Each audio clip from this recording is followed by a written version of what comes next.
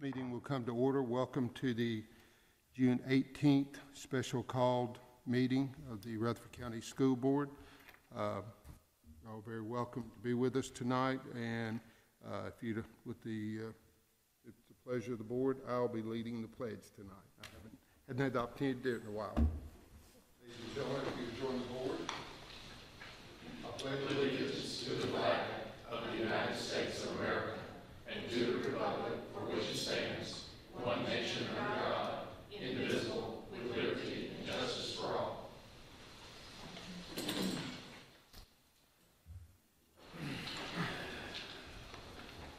Again, good evening. The Director of Schools will not be present tonight. The County Budget Committee is meeting, and of course our annual budget is before us, so we will be here with this business, but Mr. Odom will not. Ladies and gentlemen, tonight is probably the most difficult task that this board endeavors to complete each year with zone exemptions, and needless to say, we're all tugged at our heartstrings, and we read and examine and reread and examine again as we deliberate on these appeals. So, board members, tonight, Mr. Evans will start us off on each exemption. The parent guardian will have the opportunity to speak. At that time, the board members will have opportunity to question the parent and or Mr. Evans if you desire. And then after that occurs, then the chair will entertain a motion. And then there will be a roll call vote, and each roll call will switch from each board member taking turn to go first. Everybody clear on the way it's going to work tonight? Mr. Evans, if you would take it away. Yes, sir. Ms. McLeod is actually going to swear in everyone here tonight. First, everyone that's going to be presenting an appeal to the board, please rise, and Ms. McLeod will swear you in.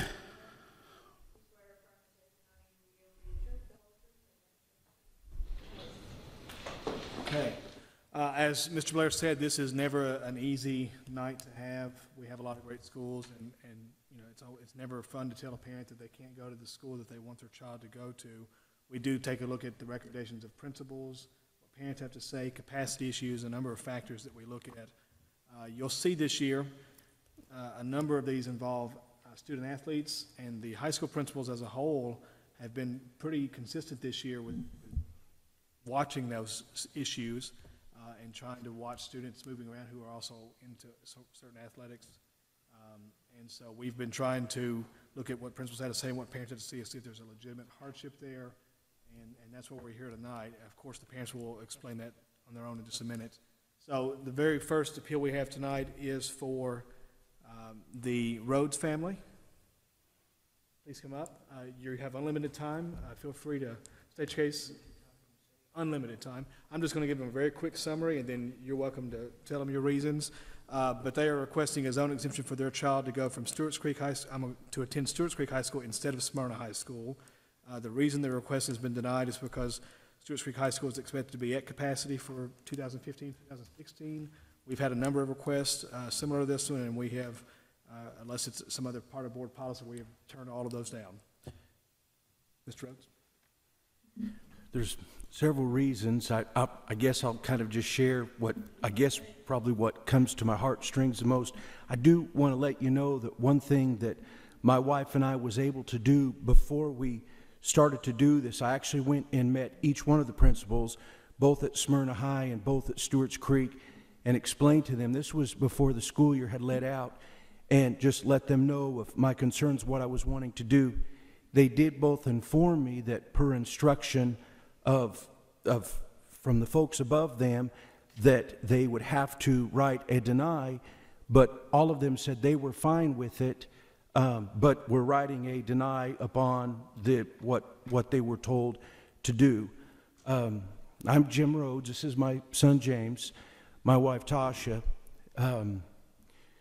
We are zoned currently for the Smyrna, and we do want to make that change to Stewart's Creek. Biggest reason being this: my son from elementary through junior high has always had a very, very big struggle in school. My wife and I have always stayed very involved with him and with his teachers, and he has, of course, with extra assistance with them through the elementary and junior high, he was able to make the grades needed to move on. One thing that we found, especially as he hit the junior high time, is that if he could find an attachment to a teacher or to anything, that seemed to really, really help him. There was a Mr. K. I will love him forever for how he's helped my son. And my son's desire, he does want to do good for me and his mom, but when he's got somebody outside, he loved Mr. K very much, and Mr. K helped him with that. Same thing he informed us is if we can find something that will help James stay focused on getting better, that's one area they felt that he could do where he could perform at the level he would need to be. One thing we found that James has an interest in, and of course I tell him and we continue to tell him he can be anything he wants to in life. We have found, though, that through these tests and the different testings, it shows little areas that maybe that he thought he could do good, that maybe he wouldn't perform as well. But he found something that Stewart's Creek High offers that the Smyrna High School doesn't offer, and that was in the area of the law enforcement. Now, I'm not saying James is going to be that, but if this is something he loves, I would sure love him to have the opportunity. I'm 45 and I deliver furniture.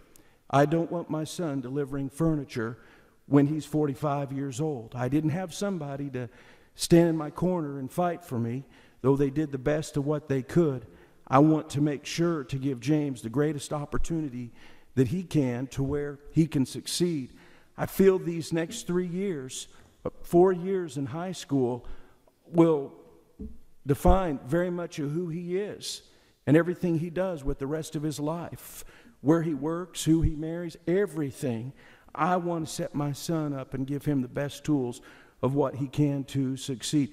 That's our biggest reason of wanting to do that. Now, the point when they first started the zoning, James was a little bit too young when they were doing it for my neighborhood.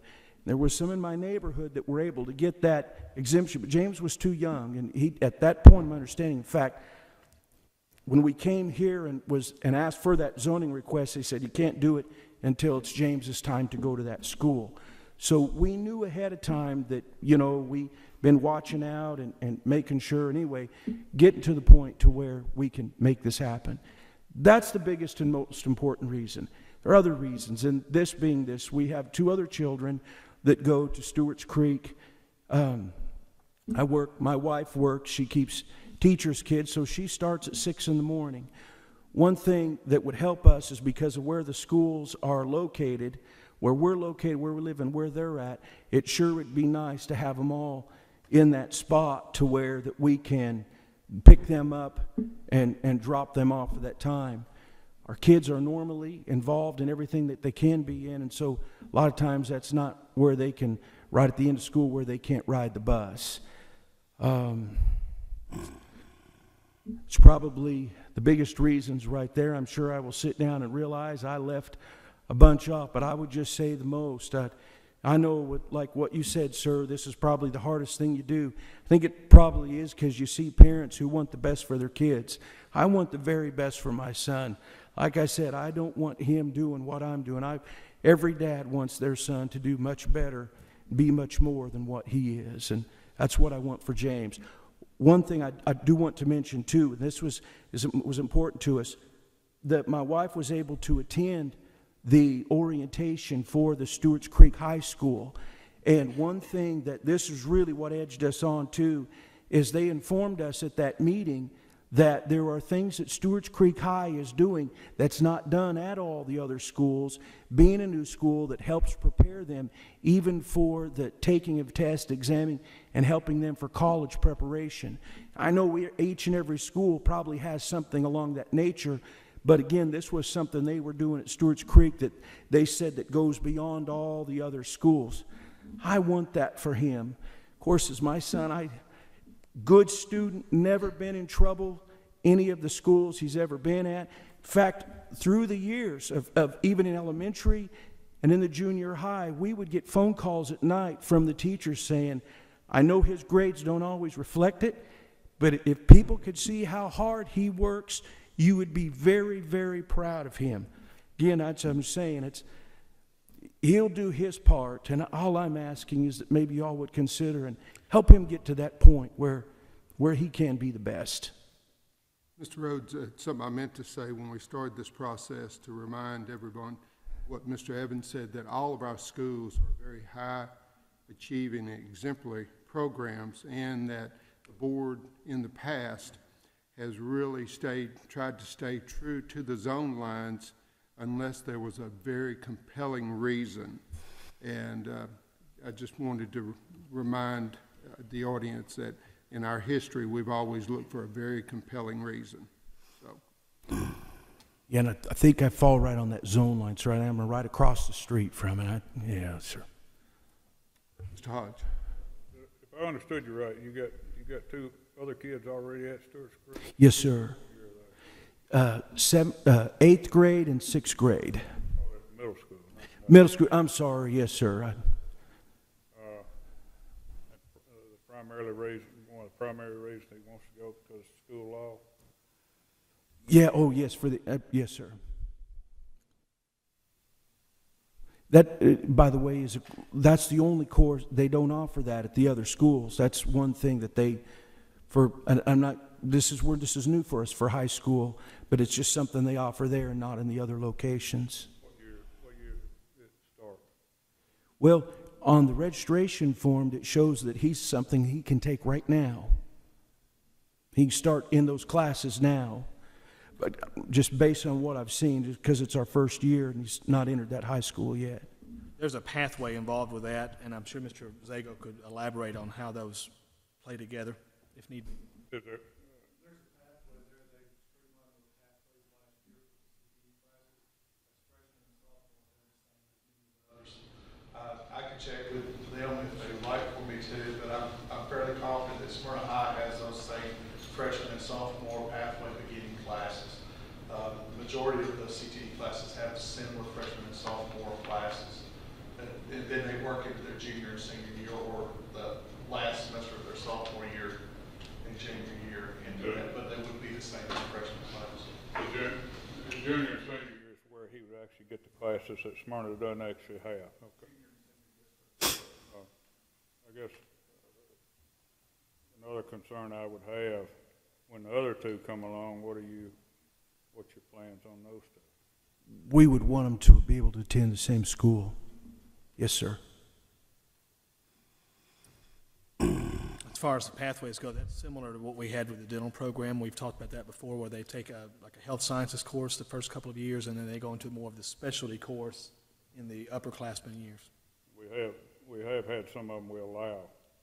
We've allowed them to take those classes. Yes, sir. We've had, in the past, the board has allowed them to go over for that one course once they got up to the upper level junior, senior classes, so they could finish that pathway if they were interested in it. And if there was room in that CTE class after the zone students were taken. That's another issue we have sometimes, like, for example, culinary arts. Sometimes there's a waiting list based on the zone students, and they can't even get all of them through those courses. It just depends on demand. Stewart Creek, their freshman class is projected to be, what, 560 or? About 565, 80 is my projection for the freshman class. And that would,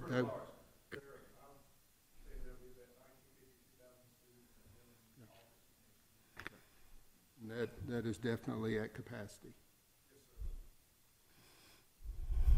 Do have a question, if I was understanding what you were asking him. Is that meaning that he would have to, that the very exact same course is going to be offered at Smyrna, And that he would have to then leave Smyrna High to go to that school to get the course and... The foundational courses that you take your first couple of years are similar at both schools, is what Mr. Zago is saying. And if he wanted to take that specific class, if there were room, he would be potentially permitted to do that his upperclassmen years, just for that one course. But he would probably have a better chance, wouldn't he, if he was already located to be in that, to where, if I'm understanding, they're going to let the folks who are at that school take that course if there's an opening, correct? They typically take zone students first, yes. Yes, that would be, whew, I would hate to already put him at the back of the line at a big struggle at that point.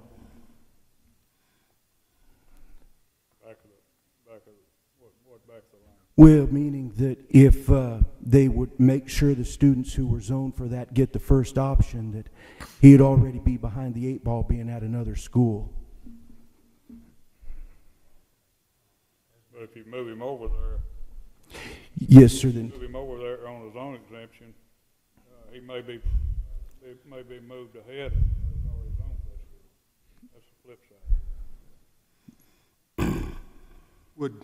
Would Mr. Zago, if, for conversational, if you have zone students and then you have a zone exempt student, is there any difference there?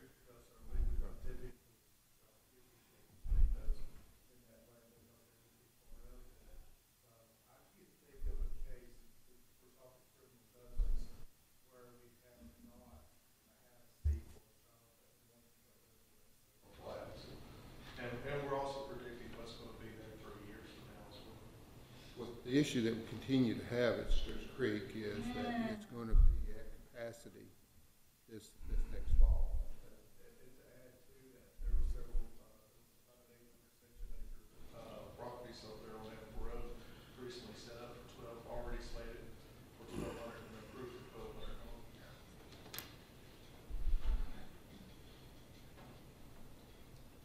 Further question, board members? I guess I'd have one more from Mr. Evans. Other zone request for Stewart's Creek. You've had several probably for Stewart's Creek. I did a quick count a second ago because Turned down. yes, sir, I thought you might ask that. We have turned down 13 that are similar to this one for that same. Now, there are other exceptions. So, for example, we've had some that were moving to the zone and could document that they were closing on a home in that zone. You know, we permit those, and we follow through with those. We've talked about that before. Employees are allowed to get exemptions for their children if they work in that building or in that zone. Other than that, the rest have been denied. One of the challenges of particular note is when we have this cross-zoning circumstance where we have multiple elementary schools with a typical capacity around 800, feeding into middle schools that could have a capacity up to 1,200. Okay, and then high schools, you know, that have capacity in that 19 to 2,000 area, and because of the nature of that, we have those circumstances where you may be zoned for Stewart's Creek Elementary, Stewart's Creek Middle, but then properly zoned for Smyrna High School. It creates a terrible conflict for us because we certainly do value the neighborhood feel of the schools, but it's a circumstance that does come up from time to time. It's unfortunate, but it's one of the circumstances we have to deal with, and we'll deal with it tonight several times.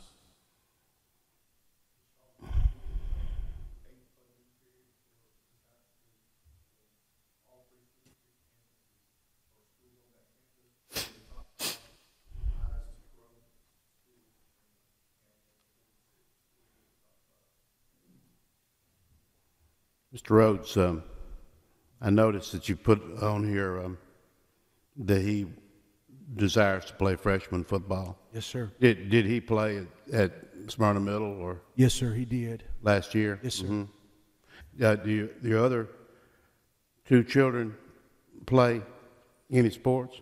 Yes, sir.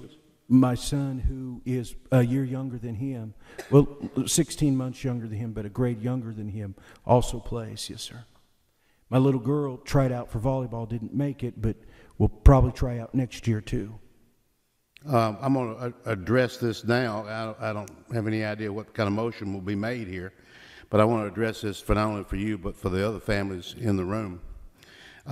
You're looking at a board that all 7 people up here either coached or played, or their children are now playing, and one of them made the baseball team today at Oakland High School. And at least one of them, that would be me, had 2 grandchildren, one of them who's still playing. So we've got people up here, and I want James to know, and I'll just talk to him, wherever he may end up, we want him participating if that is his choice.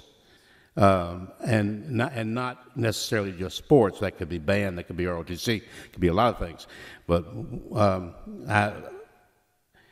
and what Mr. Blair said, maybe the most important thing that's been said so far, is that you're not going to lose out here on any of our high schools.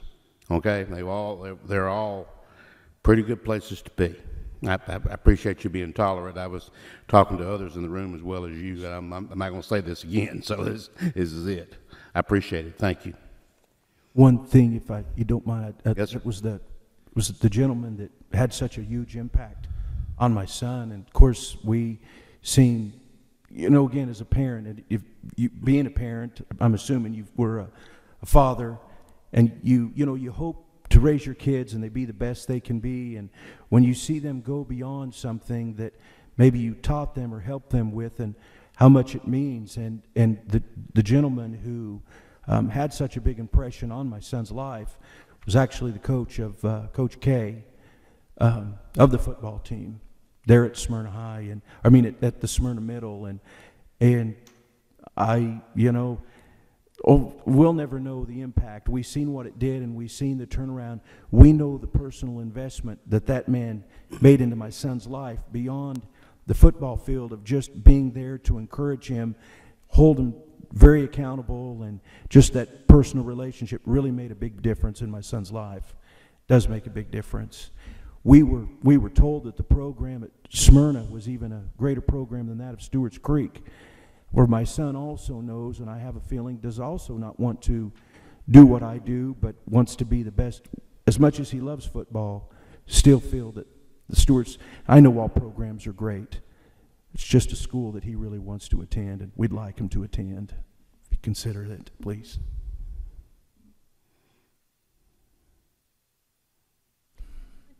Mr. Rhodes, Yes. I have a question for you. So I've been through the whole zoning thing myself, and I understand, how challenging that can be for parents. And I know that in addition to the academic requests or concerns that you had, that it also looked like perhaps there were some transportation reasons for it too.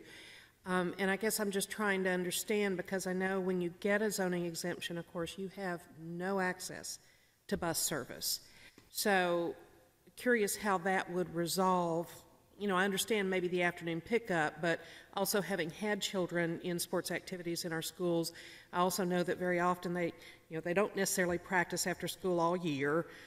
There are blackout periods and those kind of things, and then the ones in the different grades, that they may not necessarily be ending at the same time. So I guess I'm just trying to understand how the zoning exemption would help a transportation challenge. Yes, ma'am. That's one thing I wanted to mention. I'm sorry I forgot that. You're right, and they don't always, we would see when practices would let out at different times and the different things. One thing that it's kind of nice being able to have your kids in that one area where one can walk across the street and wait with the other one. One thing that my job has allowed me to do, or what my wife too has been able to do, is in that time frame to where we can zip on over to the school, get our kids, pick them up, and then get back. And so by having them on that one area where we can pick them up, makes it where we don't have to drive to one place and then across town to the other location to try to pick my son up. About in the mornings? So in the mornings, it really wasn't the bad part, because it's early enough to where I actually drive we haven't used the bus system, and not that we have anything against it. That was just a nice time that we actually found in taking our kids to school in the morning and making sure they were ready for the day. Just something we've done since they've been in kindergarten. Thank you. Yes, ma'am.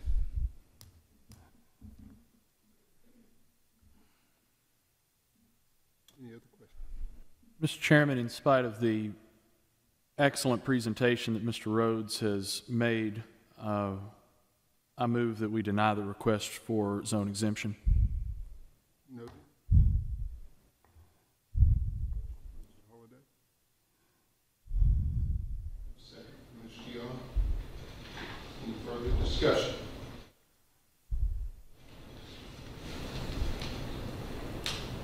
Hearing none. Ms. Joyce, if you would call the roll. Yes. Mr. Hodge? Yes. Ms. Moore? Yes. Mr. Young? Yes.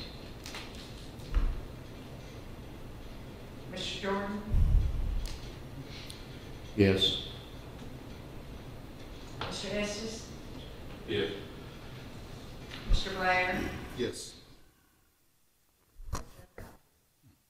Mr. Rhodes, I'm sorry, your appeal has been denied.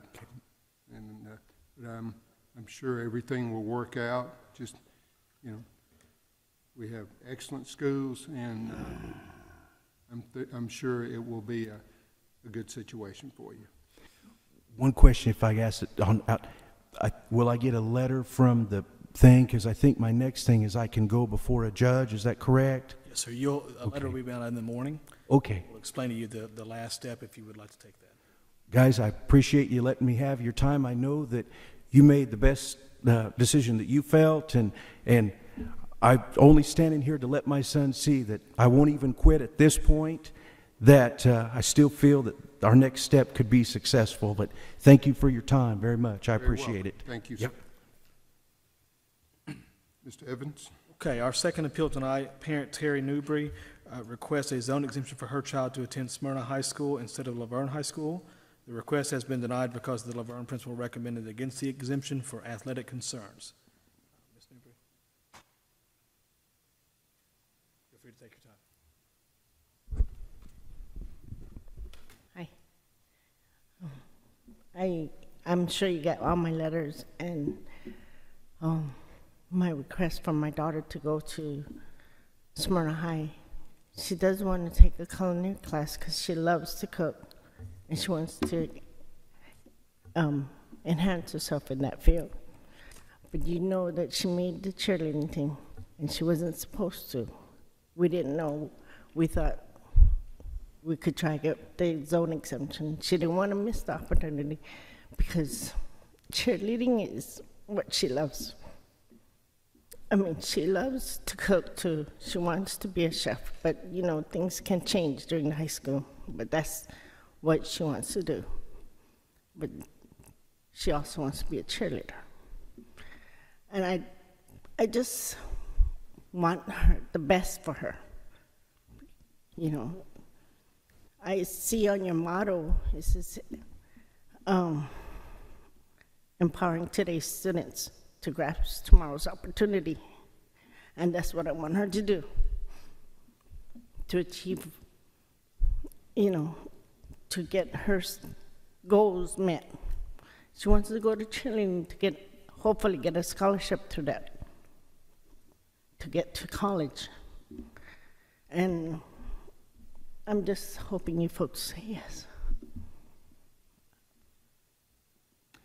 Has she tried out for the, She tried for Laverne too, and she made that team too, but they don't go to competitions. They only cheer for football teams. And a cheerleading team that goes to competitions, as you see in some of the letters from other coaches that she's had, they have scouts that come to competitions. And if she does another outside cheerleading thing, it's just more expensive, and it'd be easier for her to go to Smyrna for me, our family, to afford. And I talked to Mr. Ash. Smyrna High said yes. Mr. Ash said no. And so I talked to Mr. Ash, hoping I could change his mind. But he says no across the board. Even if when I told him that she wants to take a culinary class, and he said, just because one school has one, something I don't have, doesn't mean I'm going to say yes. I'm not going to be favoritism. I said, I understand. But I don't understand why he doesn't want to give her something that she loves to do. She gets really good grades. She's an honor student. And to be put in a school that she's not going to be happy at and achieve her goals, I don't want her grades to fall. I mean, I know she doesn't want it to fall because she's not that kind of girl. I mean, I have a daughter that graduated from Laverne High School, but she was in band. You know, it was a different type of crowd. I just want the best for this one, too. I couldn't get the other one, so she didn't want to move after senior year already. But you did say your daughter has made the Laverne cheerleading squad, correct? Yeah, she made both teams. But the coaches from Laverne High said it would be a better opportunity for her because of her technique and everything to go to a competitive team.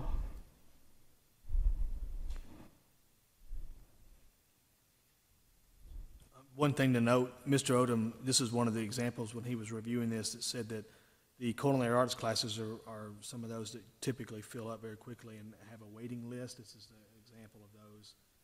He doesn't know the exact status of Smyrna High, whether they're on a waiting list or not. Mr. Powell is out of town right now. He couldn't verify that.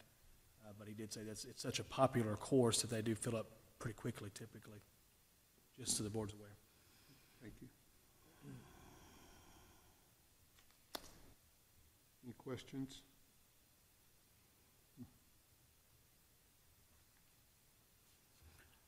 The reason you say there could be a problem with her getting in to the culinary arts class. Potentially. And Mr. Zago may have information on that.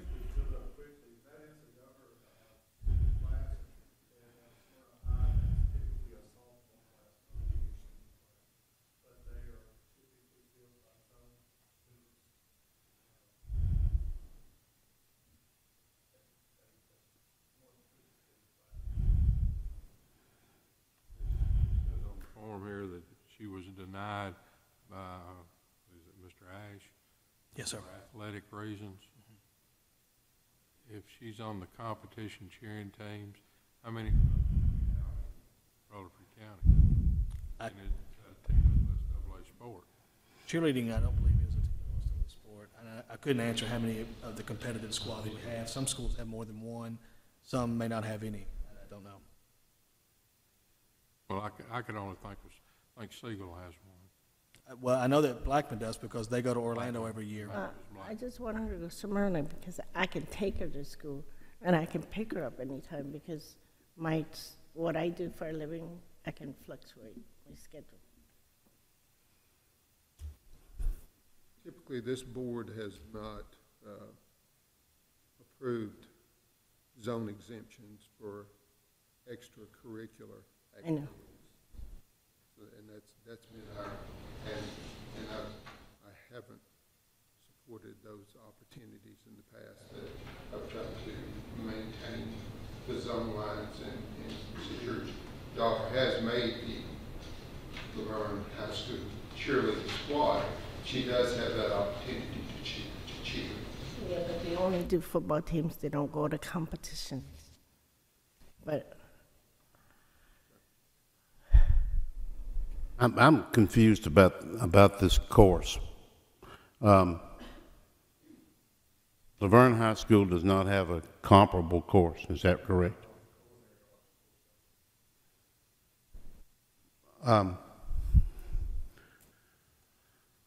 Well, this youngster, who I assume is here, is she here?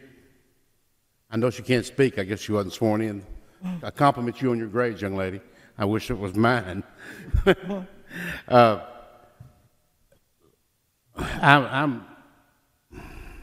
I'm really torn on this, Mr. Chairman. She wants to compete, and it's almost. I realize it is cheerleading and it is athletics.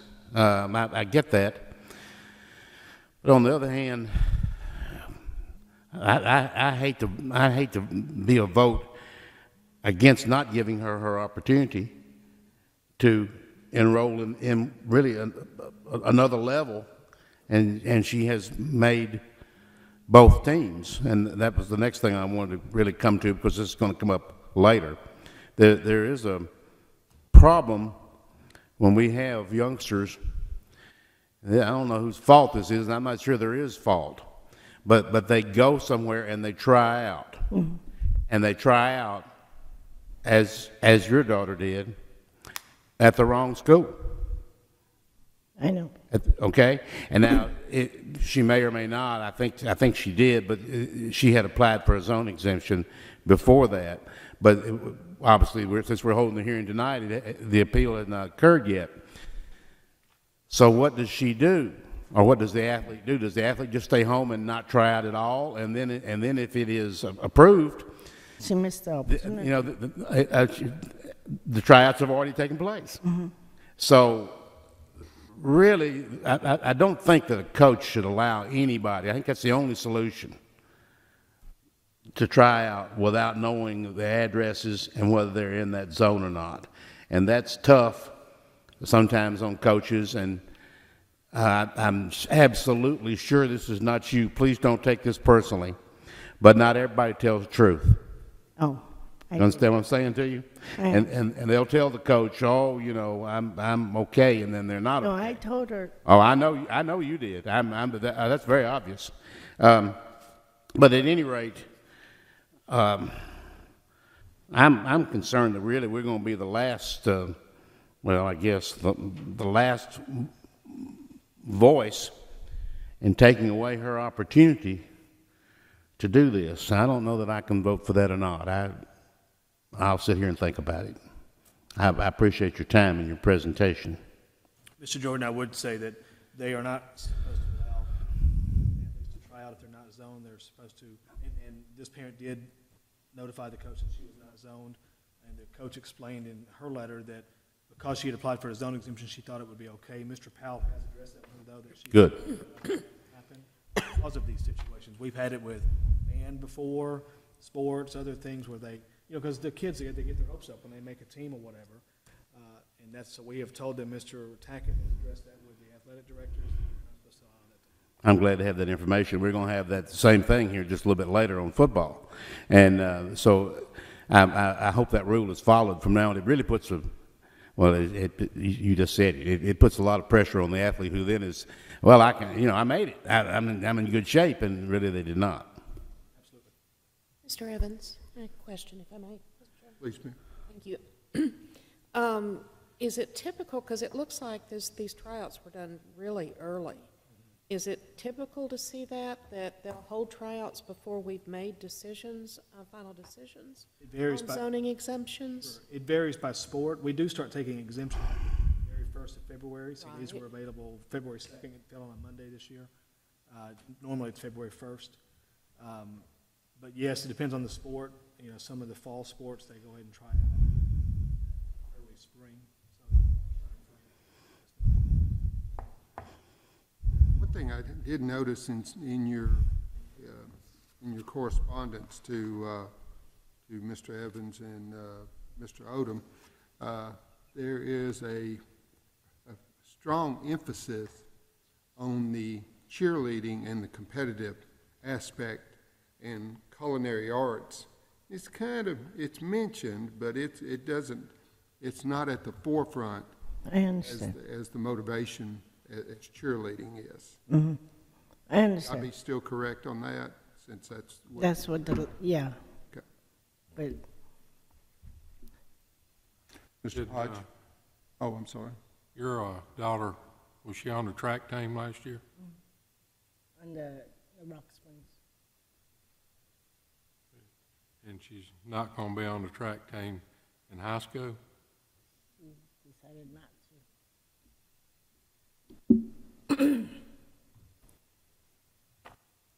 It's taking a toll on her body, on the running, on the, impact and everything. So I told her she needs to take one. Mr. Evans, I got a question. If the request had been for just culinary arts, would we allow that request at Smyrna Ave? We typically will not consider a request based purely on a CTE program unless both principals say they have no objection to it and there's space in the program. So it's hard to say if it would have been or not, on what the principals thought about it. But it's hard to have an objection to something if you don't have the course in your own school. I mean, I can object to a lot of things, but my wife doesn't listen. Sure. The issue that we've had with that before, and that's not the case in this situation, so I don't want to make it sound that way, is that historically we have had issues where a family wants their child to go to a certain school for whatever reason, athletics or whatever it is, and they will try to find that one course that is not offered, whether it be German or Latin or basket weaving or whatever it is, and they'll put that as the reason. Now, I know that's not the case here, but I'm saying that's why we have tried not to do it for special. The core academics are typically the same at each school, and then the CTE programs does vary somewhat depending on demand at the school and things like that. They try to have a little bit of variety across the schools. Likewise, the emphasis on athletics through this whole process has to do with the possibilities of recruiting in a county where we do have the pleasure of enjoying district championships, state championships, and even from time to time national championships that we have seen through our athletic programs with the stakes so very high, and one of those elements being the opportunity for college scholarship. It does come into play, and it's something that the board has to consider. We are very firm that we will not tolerate, look the other way in circumstances where we suspect or could be seeing a recruitment type of circumstance. So that's why that athletic element is so strongly considered. So that's part of it.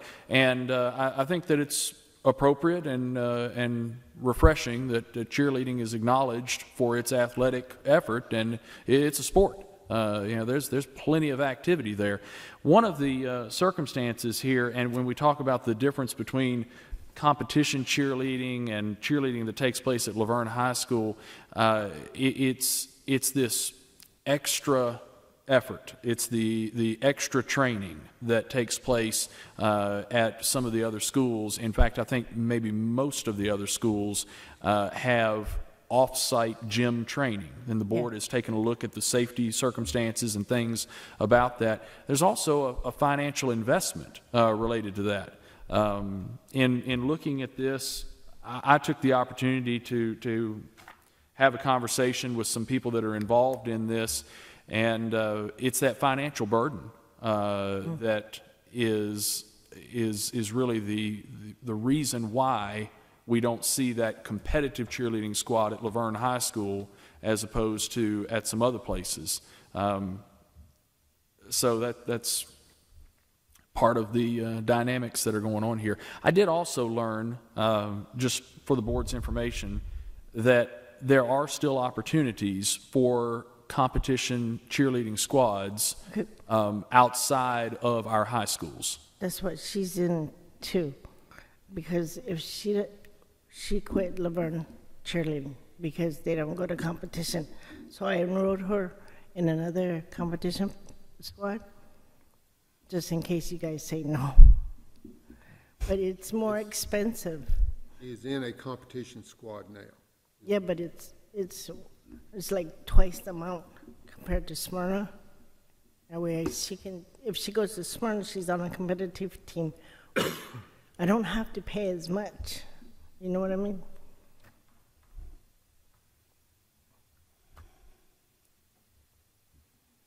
further questions from Ms. Newberry? I guess, one question I have, well, maybe two parts. If it wasn't for the cheerleading or athletic part of it, would she still be pushing to go to Smyrna? Yeah. Even if you did away with cheerleading and all that? Mm-hmm. Because of the, well, I guess you could say, I've had, my daughter, my oldest one, went there, and and I know a lot of high school students, you know, they're her age, and they've told me their experiences there and things that go on at Laverne High School. And I would rather her go to Smyrna to get a better education without any complications. I mean, she's a good child. She doesn't cause trouble or nothing. But I don't want someone else to be causing. I'm not saying something will happen. Board will, Chair will entertain a motion. Mr. Chairman, if I could ask Mr. Zago or Mr. Evans a quick question Yes, ma'am. before we do Yes, ma'am. that. Mr. Zago, from what I understand, you said the culinary arts classes, you said fill up very quickly, and there's, okay, and then there's a waiting list.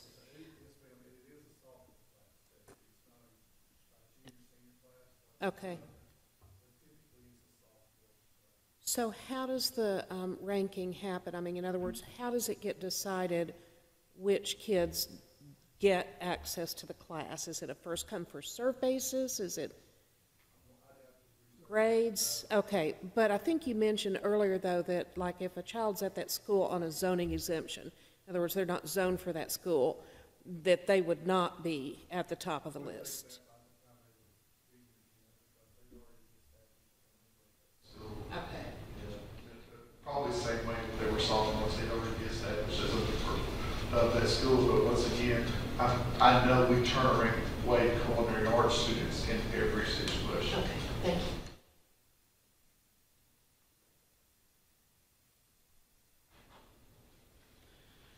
May I elaborate just a little bit more? It's one of our classes that we keep a little bit smaller because you don't want 20, 25 students with knives and things like that passing around each other that amount, because it is one of our smallest classes.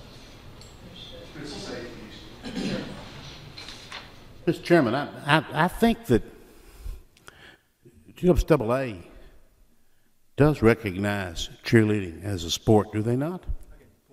I don't think there's a difference. I appreciate it if you would. I don't think there's a difference as far as GWAA is concerned in competitive competition. You're correct. It is a TWA sport. Okay, but there is no another level of competitive cheerleading. I think I'm right about that. I mean, it exists. I have all boys, so I'm not very familiar. Okay. So I'm not very knowledgeable. Well, my girls are long gone, so I don't remember either. But but some of our schools, you said Siegel, and I know Blackman, and evidently Smyrna, they compete, but they do not necessarily compete against other schools within this county necessarily, like basketball and football do. They compete, well, clearly in Blackman's case, on a national level. But I assume there's state competitions and that sort of thing. I know MTSU has been hosting the cheerleading. Those excursion trips, Right. and they are in Orlando and other places like that, but they're national competitions that are being held. They're regional competitions, state competitions that then progress on to the national stage. So, but, yes, for instance, though, in this case, since Laverne has already said, or we've established that Laverne doesn't have a competitive team that goes to these competitions, then there would never be the opportunity that Smyrna and Laverne would be competing against each other in cheering. That's accurate. Yes, ma'am, that's the case. Okay.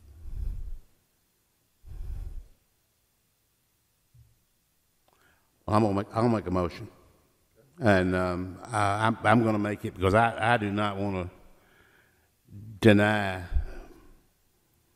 what I think has been a very honest presentation here with very honest paperwork to back it up, and I don't want to be a voice, and that's just me, in denying this youngster a right to participate. And she's an excellent student, and not everybody wants to do this.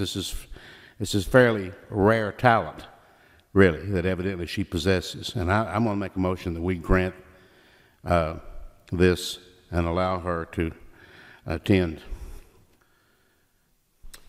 Have a motion to approve the bill from Mr. Jordan. Second. Second by Mr. Estes. Further discussion? I have one more question for Mr. Evans here. Still on that here.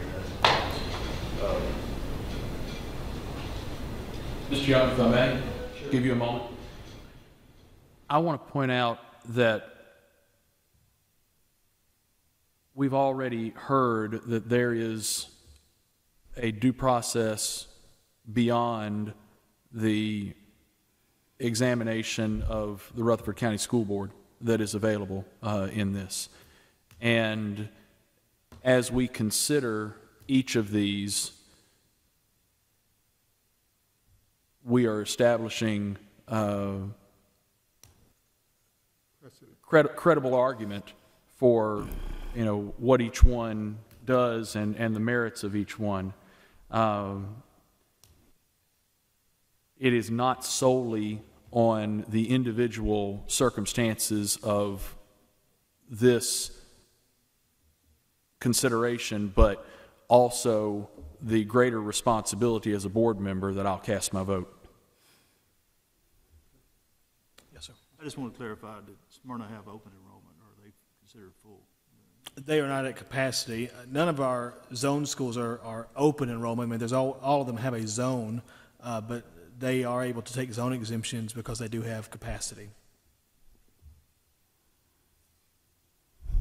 Mr. Hodge. Let me just make sure I understand right. On the TWSWA, the cheerleading deal, they're not directly competing against our other local schools on a local level. Is that right, Mr. Evans? I have their schedule in front of me, but it says that there's nothing available because there's not a current season going on. I don't know exactly how cheerleading competitions work, but I bet the parent could tell you that. I don't know how they compete with each other. It's not like a district tournament, region tournament, state tournaments, and all that. There are I don't know anything about cheerleading. Yeah, there are state tournaments. I know that because our schools have won state championships before. But as far as their week-to-week competitions, how they compete and where they compete, I'm not as familiar with that part. But I think the competition, is that what you're talking about at state level, or? Is it outside TWSAA, the actual cheerleading competition? I know to cheer, they're part of TWSAA, but as far as...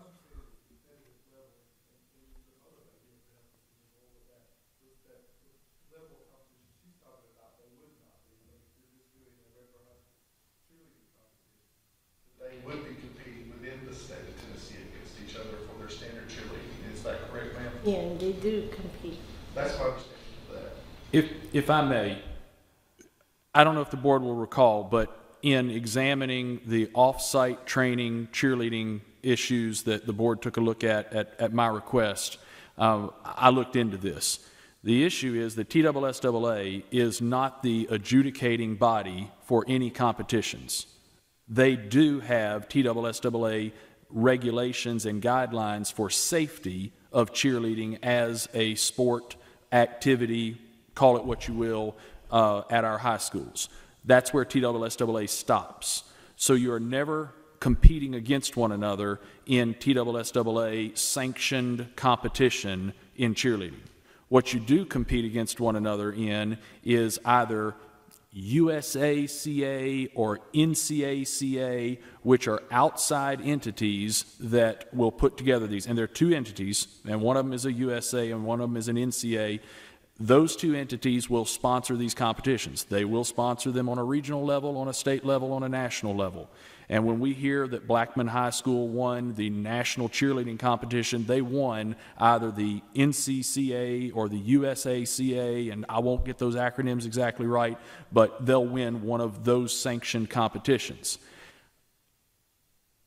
It is typical that our schools find one another entering those same competitions, or they might enter other competitions to avoid one another, but none of that is TSSAA, if that helps the board for understanding. Thank you for the clarification, Mr. Holliday. That is. Well, they do not get together, like Mr. Hodge alluded to just a minute ago, and Siegel does not compete against Riverdale, and, you know, and Oakland against Smyrna on a Friday night in some tournament, and the winners play winners. That does not take place, as you just said. Right, and there's no Blue Cross Bowl or anything. Right, but as Mr. Zago said, if they go out of state, just like every high school in this county at one time or another has played somewhere out of state, that has to be approved by TSSAA, among others, and he just said he signed the form when they went to Florida. I think Blackman did win it in Orlando, I think last year.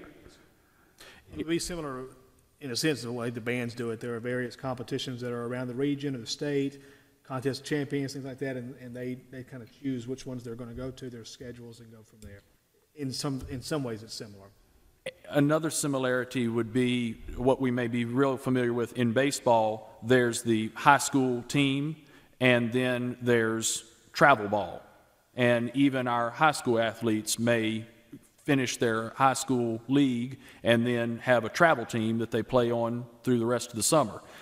That travel team would be similar to what you've reported here, that you've enrolled at a higher expense this private opportunity. That would be similar to the travel team. So, But I understand that, but what you're running into, the travel team has to play under TSSAA rules. They have to abide by the rules. You can't be on a travel team, and what I'm saying, you can't go play travel ball and then go out here and compete with the high school as long as your season's going on. right. If I understood you right, as far as the cheerleading goes, TSSAA doesn't have anything to do from that aspect of it. That's correct. Other than just the safety. That's Is correct. that correct? And I think, to me, what this kind of brings us back to with this is, okay, if TSSAA isn't an issue, and we've already established that cheerleading isn't a competition within the county like we have with your football and your baseball and your track, that at the end of the day, if I've understood correctly, even these special groups that the schools that compete participate in, that Laverne still, because they don't participate in competition, wouldn't be involved with any of those anyway. Am I correct in that assumption?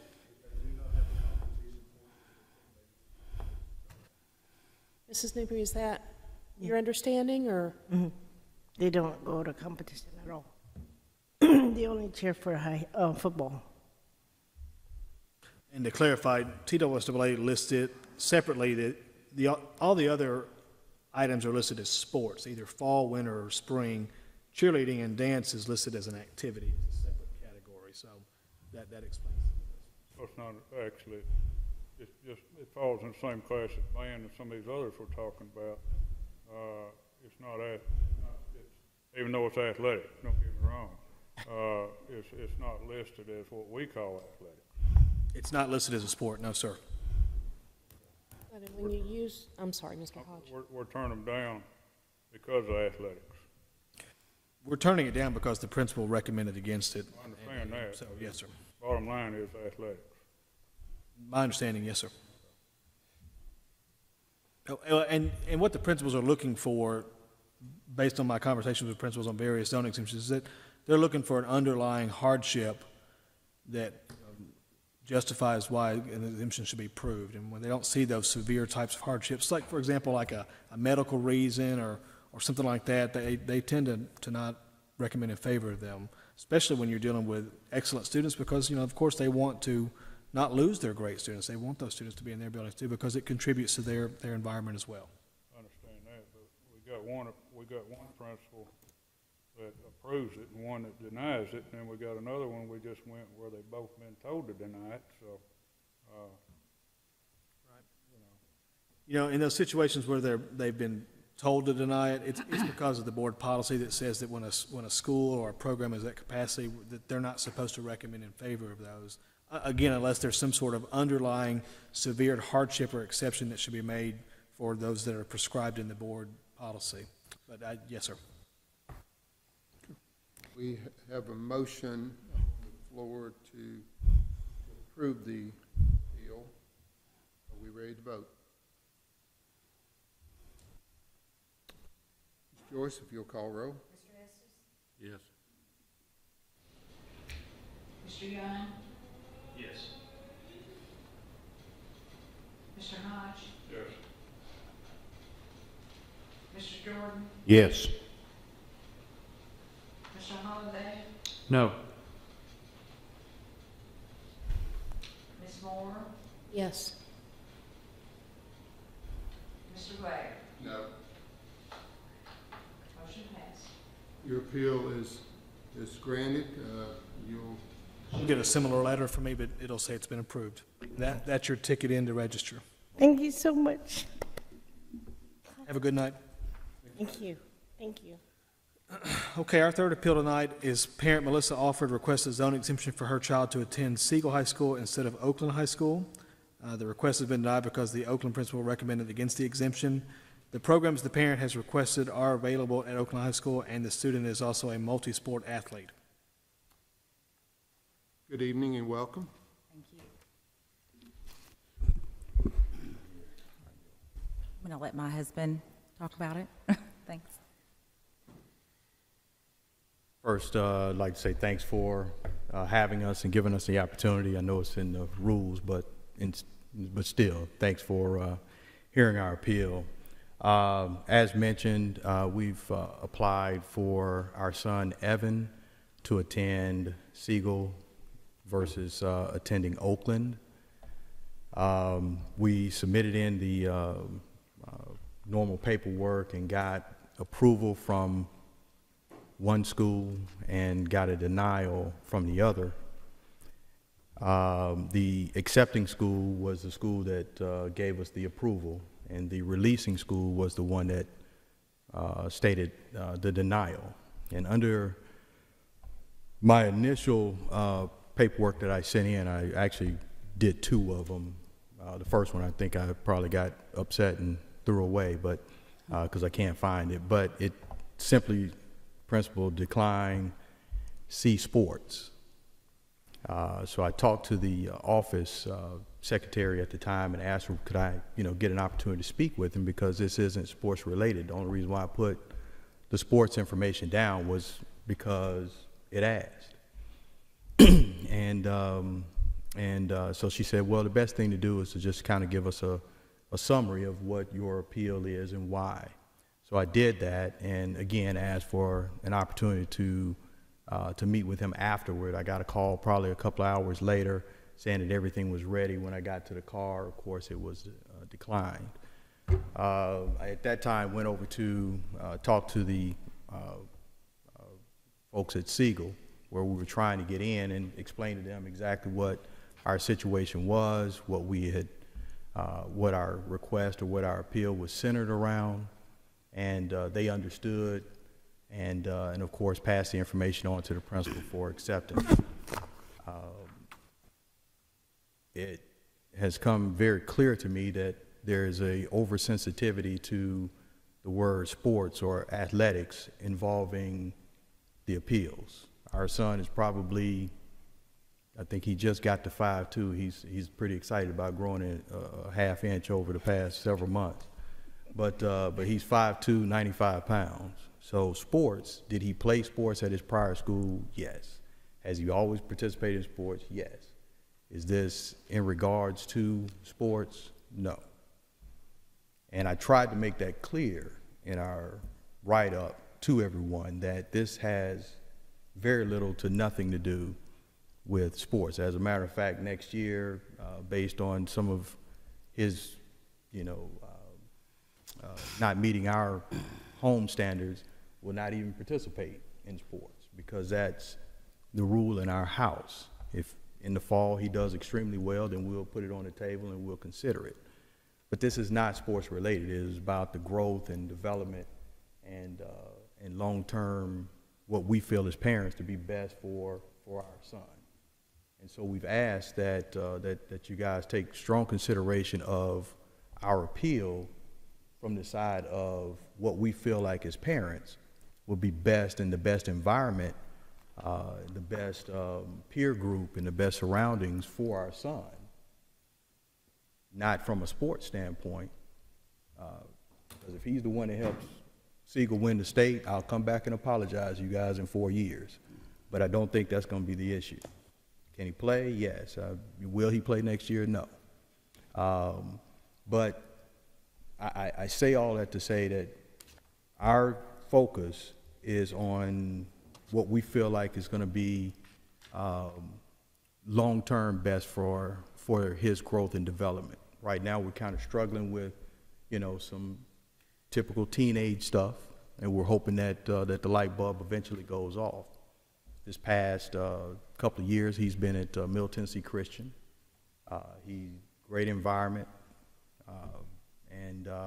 but unfortunately, from a school standpoint, scholastic standpoint, he has not achieved to the level that we feel like he has the ability to do. Prior to then, he was at Discovery School, so he has the ability academically to achieve, but unfortunately, we haven't been able to get the best out of him yet. And to put him in a situation where I work with a lot of the youth around this area, typically from 3rd grade on up to 8th, 9th, 10th grade.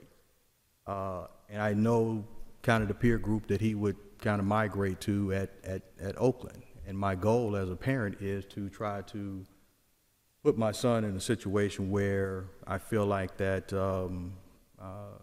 that he can thrive, or that's going to surround him around like-minded folks that's going to give him the opportunity to thrive. Oakland has some great kids. I work with some kids that are over there that are great, but they also have some that I would choose that, that we kind of point him in a different direction.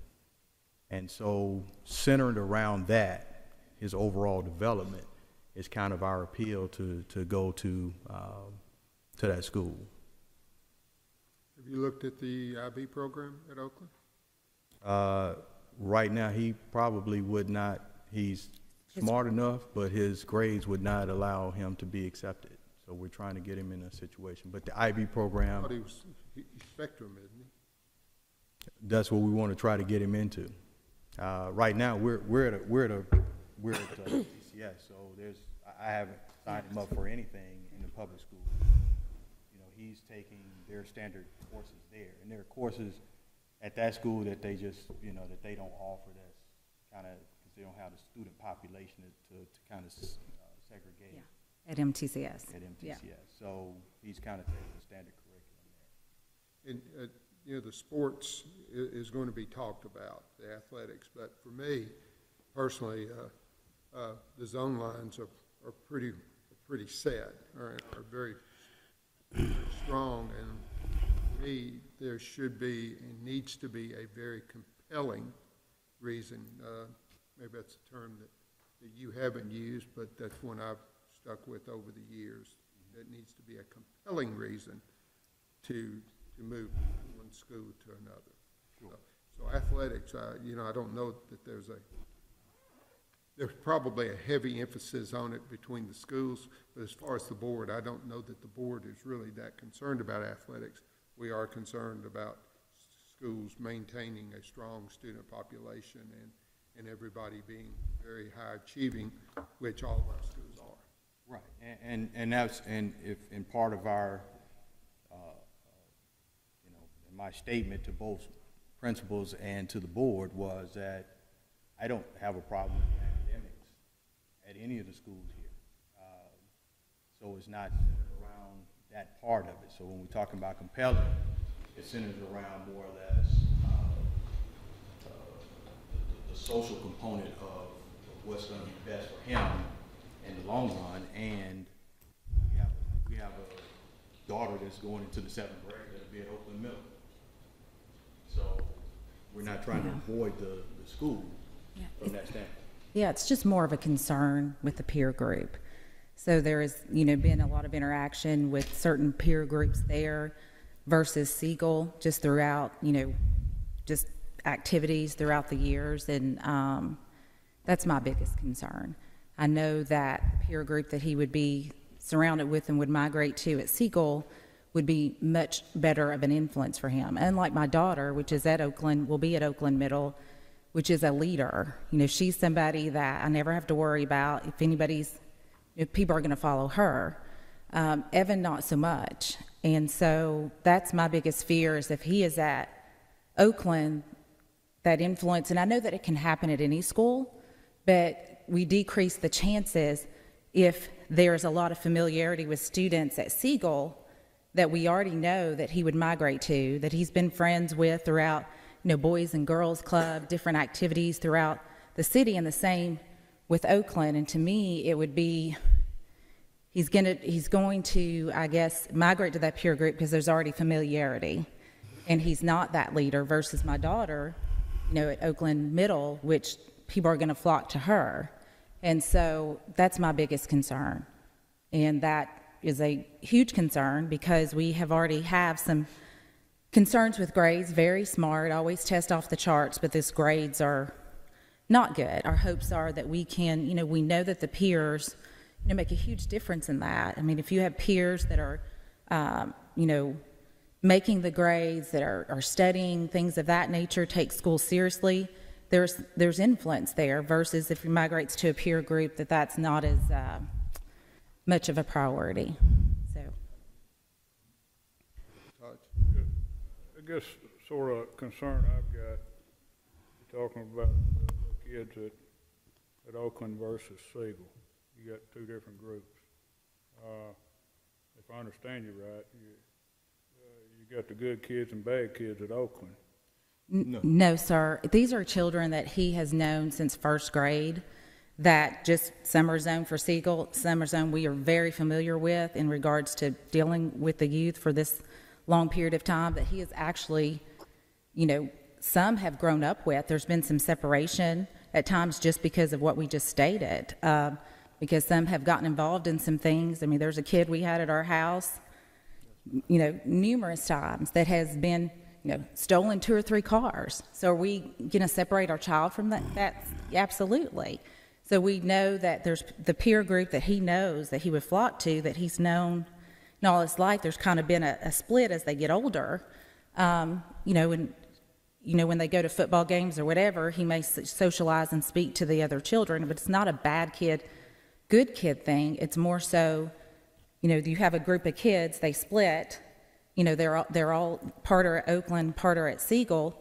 We know that he's going to flock to either one he's more familiar with. Maybe he would surprise us. Maybe he would, you know, he's kind of more of an introvert, more shy. Maybe he would, you know, go with a group of kids that are more of what we would, you know, expect of him, and maybe not go down that path. That we are increasing the chances and a better chance at success and a better chance, if not that happening, if he goes to Siegel and that peer group that, you know, that was initially and then split is a better influence for him. Basically what you're telling me, as far as peer group, he'll have a peer group at Siegel, but he won't have one at Oakland. You're right. And the only reason I'm going back to this, right. I know Oakland very well. Right, yeah. I mean, our daughter is going to Oakland Middle and most likely will continue on at Oakland. It's just not the best situation for my son. I understand that, but I know the school well. Both my kids attended Oakland. Yep. And if you want to say they probably attended Oakland back when kids didn't want to attend Oakland. But we've seen over the years that kids, the rationale, I guess, has changed where kids want to go to Oakland. But I guess my feeling is your child could get in the wrong group over at Siegel. I mean, it's a possibility to do that, but I can assure you that Oakland is a very safe school. I want to make sure you know that. I mean, that's what we're saying. I yeah, mean, if I'm our going daughter. to send my daughter there versus my son, I mean, I'm not questioning the safety of the school, nor am I questioning the overall general population at the school. but your daughter's going to middle school, right? We're not talking about high school. Right. We will be in 2 years. Yeah. If she rolls around, you're going to send her to Oakland High School. That's the intent. Mm-hmm. And that centers around kind of what she mentioned in regards to her circle of her. Yeah, and it can happen at Siegel. I completely agree with you, but I think that we decrease those chances. It's a better opportunity for him to get with the right peer group because there's already familiarity with some of the children that he's known, for a long time, that does all his life really, and does things outside of, they go to different schools now, but they, still get together and do things. It's just based on the child and the different situation because, we have full intent of continuing, if my daughter's at Oakland Middle, continuing on with Oakland. But for us, we don't believe that based on our son and who he is and that he is not a leader like our daughter, that is the best circumstances for him and for him to thrive to get where he needs to be. Further questions, board members? I think it's important to note that our primary responsibility is to provide a free and equitable education to the students of Rutherford County. And while it cannot be denied that there is a social component to our schools, the social dynamics, the socialization, and the values are really not what we need to get involved in as a school system. If we go down that road of trying to control or direct the social values, then the public should have a big problem with this board trying to dictate the people's social values, even as much as by your request to position things in a certain manner. I'll lean heavily on that logic to cast a vote. I had a question in regards to the acceptance and denial, one principal versus the other. I know that because I made efforts to try to speak with that principal before they wrote that down. And I had a heavy concern with the decline initial, and I gleaned from the conversation that there was a lot that centered around sports, because in his comment it said C sports. Flip side of that would be the accepting principle. He definitely wants him to. Well, with the accepting principle, that's when this note right here was kind of included to let him know that sports was not a factor. Yeah, the one thing on your initial application when they basically principal signed off on it. He never saw that one. That's my point. He never saw, the only one he saw was that we offered the same sports as whatever one that you guys showed right now. So the one that said C sports, he never saw it. But your application, your zone mentions got sports on.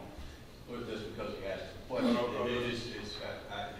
I'm supposed to be straightforward and I couldn't let it blank. That's what you're supposed to do. I mean, I agree, but I can tell you a lot of it, that's the reason behind it. So he's accepted because of sports, and others declined because of sports. Well, let me clarify that. Mr. Spurlock, on this application, one that I've seen, I haven't seen the other one. He says that the programs are the same because what you listed on your application was mechatronics, which is offered at both schools. Spectrum is offered at both schools. AP, they have IB at Oakland, similar program. Although Mr. Spurlock will say that IB is much better, but I mean, they're similar, high, advanced courses. And then you also put that there was a potential family relocation to Siegel Zone. And let me just say on that point, if you do obtain a contract on a home in another zone, that's one of those things we can consider. But if we don't have that documentation, we can't consider that part. And I just put that as a side because that's one of the things we tried a few years ago on relocating. Sure. Mr. Alford, can I offer your perspective that if I was a principal and your child is zoned to my school, with you being involved, accountable, parents looking for your child to succeed and wanting to be involved in your child's nurturing educational environment, I don't want you to leave either.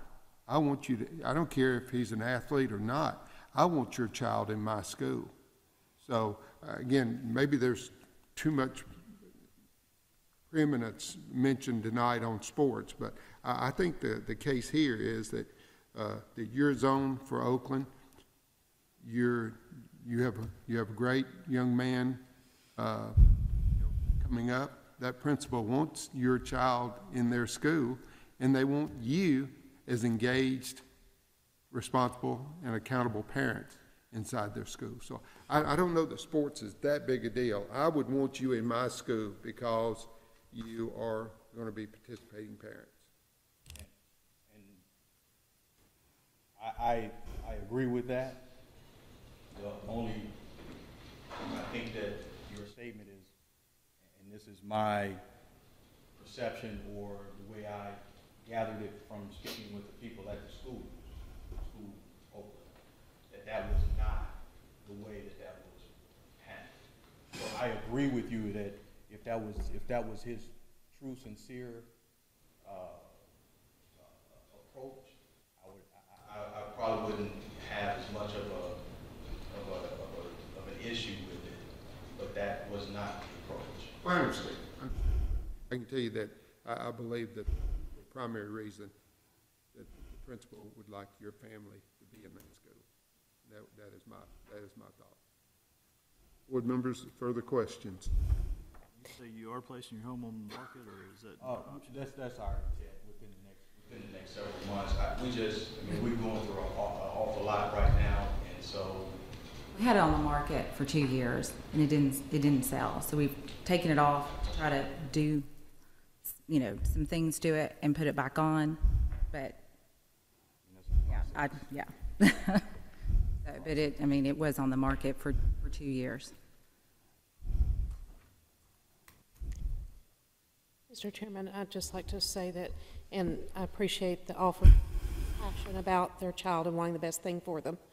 But if the sports or the athletics is truly not the concern, and I think it's already been very clearly established that the academics at both schools are very clearly good, and the opportunities are there. To me, the only thing I guess that I'm hearing at the end of the day is the social and friendship aspect of it. And having 2 children myself that are as different as night and day in the personalities and in the feelings about the different schools, again, at the end of the day, our high schools are all terrific schools and they offer those opportunities. So with that particular thought process, I would have to concur with Mr. Holliday's earlier thoughts. Are you making a motion? Or? Yes, sir. I would make a motion that we uphold the denial of the zoning exemption. Second. Second by Mr. Holliday. Further discussion or question? We certainly want your son to play wherever he ends up, whether he ends up, you have to sell your home and move or whatever. I want to defend the school system just a little bit, if I might. I'm probably the oldest person in the room and aging rapidly, as you can tell.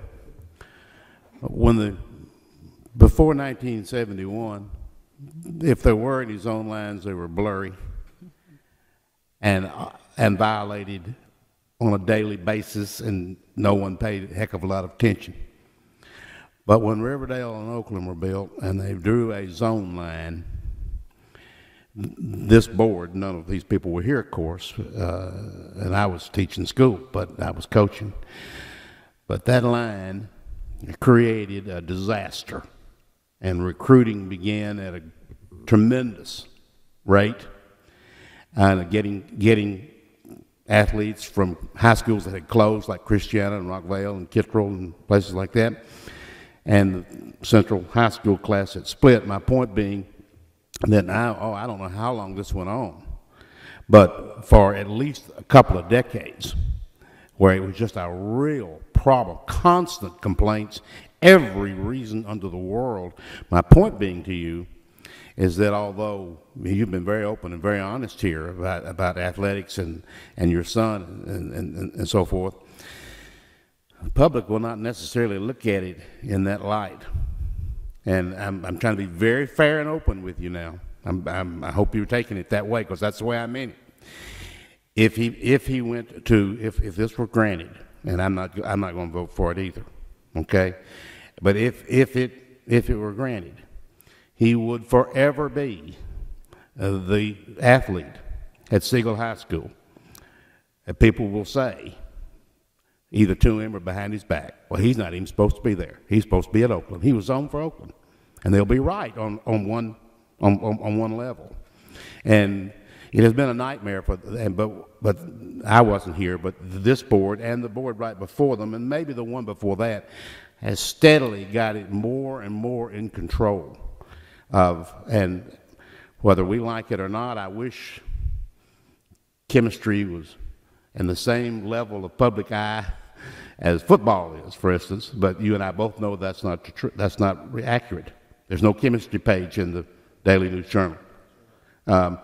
So anyway, whatever you decide to do, I wish your son of luck, and we certainly want him to participate in whatever he wants to participate in. Understood. And that's where we are with the Understood. So, yes, I appreciate that. Parents, our biggest concern is getting him to be a well-rounded and developed young man, and we will do the best we can with whatever the board's decision. But our appeal, of course, is that you guys help us a little bit with our challenge and allow him to go to I think we need to say, or at least I need to say too, and kind of echo a little bit what Mr. Hodge said. If your son, and I've got 2 teenage daughters, and I worried daily, and still worry, and they're long gone. But if your son is going to go down the wrong path or the right path and associate with the wrong people or the right people, first of all, he can find them at Siegel, and he can find them at Oakland, and he can find them at any school, either group. And you all already know this, I'm sure, but he's about to make the large majority of those decisions on his own without the two of you. And I hope and pray, as we all do, that he makes the right ones. But it won't make any difference where he is, and he's going to be. I predict he's going to be fine, particularly with interested parents like these two. But we don't know. Further. Okay. The motion and the second is to deny the appeal. Ms. Moore? Yes. Mr. Estes? Yes. Mr. Hodge? Yes. Mr. Holliday? Yes. Mr. Jordan? Yes. Mr. Young? Yes. Mr. Blair? Yes. Motion passes. I apologize that your appeal has been denied, but you will have the best wishes and effort of this board that your child has the most nurturing educational experience as possible. And we do wish you well and think you will do well. Thank you for your time. Thank you. Okay. Our fourth appeal tonight, parent Kristen Trott requests a zone exemption for her child to attend Oakland High School instead of Siegel High School. The Siegel principal recommended against the exemption for athletic concerns.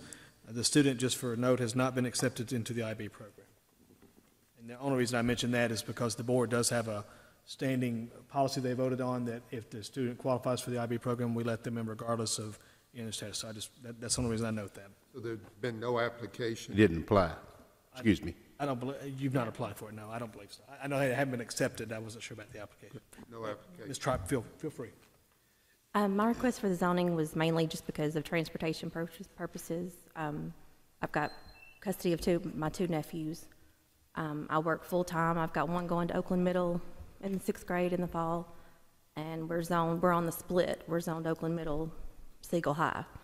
The Siegel High bus comes through at 10 after 6 in the morning, so just for transportation purposes. It's easier for me to have them both at Oakland since they're right across the street from each other. I did put that Peyton was playing freshman. He had started working out with the freshman football team. He's never played football or any sport before. And the only reason he was playing with them was because it's right across the street. He could go across and work out. If he had to go to Siegel to work out, of course, he wouldn't have been able to. So really, I mean, I guess on my application, I filled out that he was, working out, but that's not the reason that I want him to go to Oakland High School. Mainly, it's more for personal transportation, getting them back and forth to school at the same time, and I have people that help me with that because I do work full-time.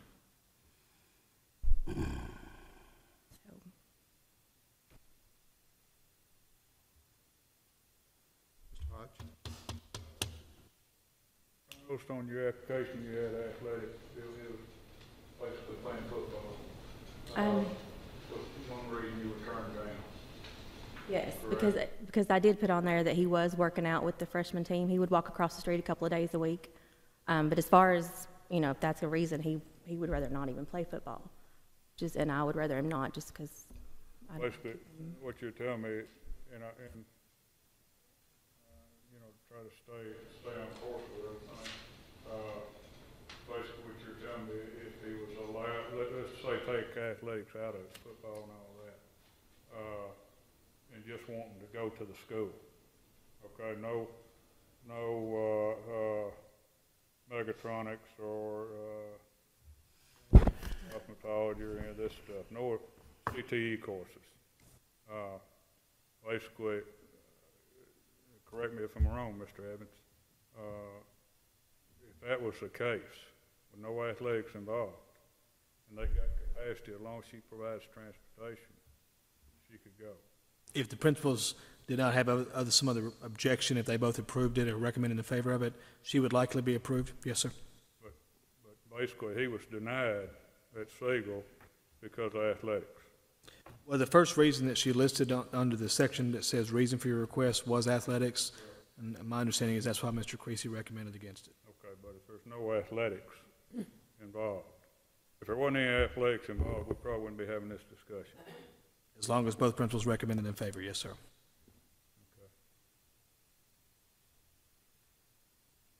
But going back to what I'm getting at, if you basically say he's not going to play athletics, any athletics, what you're saying, you're willing to do that for 4 years. Yes, I mean, he's never played sport before. He's not a big sports. He just thought it would be fun to, and I was happy to get him out of the house and off the Xbox. So, I let him walk across and work out with them. But he hasn't done anything since school let out just because of our zoning, and he doesn't. It's not going to crush him if he doesn't get to play football. I'm doing it more. This is more for me to keep them both in the Oakland schools and for transportation and just for personal reasons with them. What year is the one in middle? He'll be starting 6th grade at Oakland. I have a question. So has Oakland High then actually held their tryouts for football? I don't think so. Well, I don't know. I think it's just walk-on, but I don't know. I haven't talked to coaches. I don't know anything about it. I just know he was going after school 2 days a week and working out with the freshman, I guess, coaches. Your son has not tried out for football. No. He was just working out in the weight room. He was just working out in the weight room. Is that usually acceptable if the child is not zoned to go to that high school, that they're allowed to start working out? I know that Mr. The Tackett upcoming covers. freshmen? I'm sorry, I interrupted you. Just that additional comment. I know that Mr. Tackett discusses with the ADs that they should not be allowed to try out if they're not zoned for the school without verifying the zone. And they typically will print off the thing that we have on the website where you can type in your address and it shows you where you're zoned. I'm not sure if there are any restrictions on those kinds of activities or not. I don't know that. I don't know if it's that specific. Mr. Holliday was right. Earlier, this youngster goes to school 100 yards away from the Oakland weight room, and yet he's zoned to Siegel. And that's not his fault, and not ours either for that matter, because we have more high school, more middle school, so forth. But it is a little unusual, at least, and probably most of the people at Oakland Middle, or at least a large number of them, will go to Oakland High School. But I'm curious although this probably wouldn't affect my vote one way or another, but did he know, or did you know that he was zoned for Siegel 6 months ago, or back in I March? didn't realize, well, I realized it after we started talking about the parents across the street said we're on the last road, I think. But the parent across the street said his son went in and the office told him that they were zoned Oakland. I don't know how that's possible, but because we're both on the map, it says. Mr. Blair asked me to look this up earlier, and so I have Dunaway Chapel, which is the road that you're on, the last road and neighborhood. If you're familiar with Jefferson Pike, as you're heading towards Las Casas, you pass Riverwalk and Antietam. The very next road on the left is Dunaway Chapel, and that is the last neighborhood in the Siegel zone. From there, it transitions over to Oakland High. So she lives as the last neighborhood in that zone. Her street. Now, how far away is your home from the Oakland campus? Maybe 6 miles. Did I understand you say he just walked across the street to? From Oakland Middle, because he attended Oakland Middle last year, and he would walk across the street to Oakland High to the weight room. Okay. And that's what kind of got us started, was talking to the neighbor across the street, and he was like, well, we're zoned Oakland, and, you know, some of the people said they were zoned Siegel. So that's when I started looking. I looked on the EduLog and realized, you know, we need to do something. So. Have you cleared this with him, that he can go to what Mr. Hodge was just alluding to a minute ago, which was really a good question, that I'll try to get a zoning exemption for you, but you can't play football. I mean, I don't know that we could enforce that like last I said, part. he's not ever, he played baseball once 4 years ago, and he did more digging in the dirt than chasing butterflies. So he's more of a electronics and wants to be in the house. So when he decided he wanted to play football, you know, I was like, yay, we're going to get you out of the house. But it's not something that he's just diehard athletic and wants to do. How many times has he gone over there? A lot. Does he go to the weight room twice a week? Twice a week from March till, I guess, the end of April when they stopped it. So he's not currently working out with them? I think you made a good point, though, that I don't know that not playing is enforceable.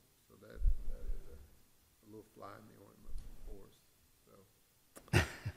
I got a question, Mr. Chairman. Yes, sir. A question for Mr. Reed, probably.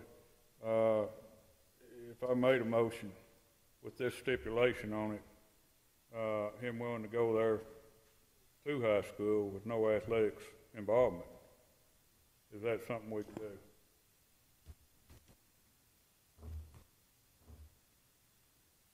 Since you're granting a zone exemption, you could make that a condition of the zone exemption to be granted.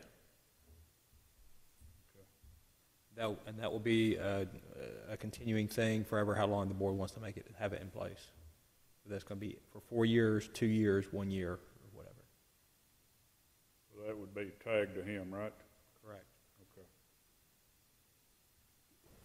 And if the board is interested at all, I did a difference on your home address. You're about in the middle. Google Maps says you're 7.5 miles from Oakland, and you're about 7 miles from Siegel. So you're right there in the middle. yeah, and I've got one going to middle, so it's just, Sure. you know, I don't have to go to 2 different schools. And you would be okay with basically your child not having the opportunity to participate in organized athletics through the school?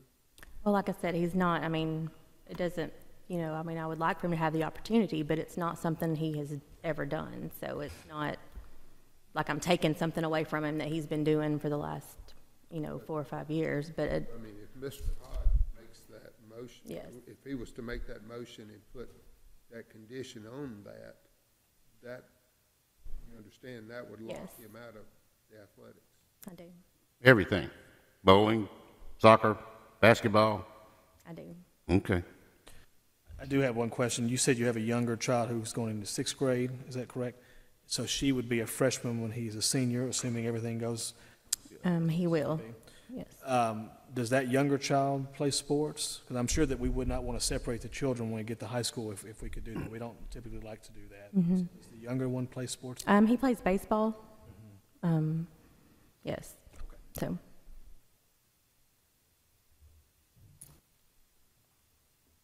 I'll make a motion, Mr. Blair.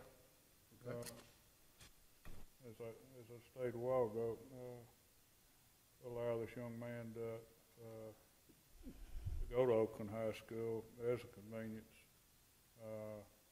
with the stipulation that he's not to play athletics. As long as you're good with that, I'm good with it. I mean, as far as going through this process involving basketball, when your younger one comes along, you probably have to be back up here again. You may have a tougher decision then, but I hate it. I hate it for your, I hate for your son not to be able to do it based on that. But you got to understand our situation too, and you not having any other reason for going as far as special program. Makes me more inclined to grant yours without the athletic stipulation. Would the clarification be the entire athletic career of this child? Okay. There's a motion to approve with a stipulation. I'll second that. Second by Mr. Young.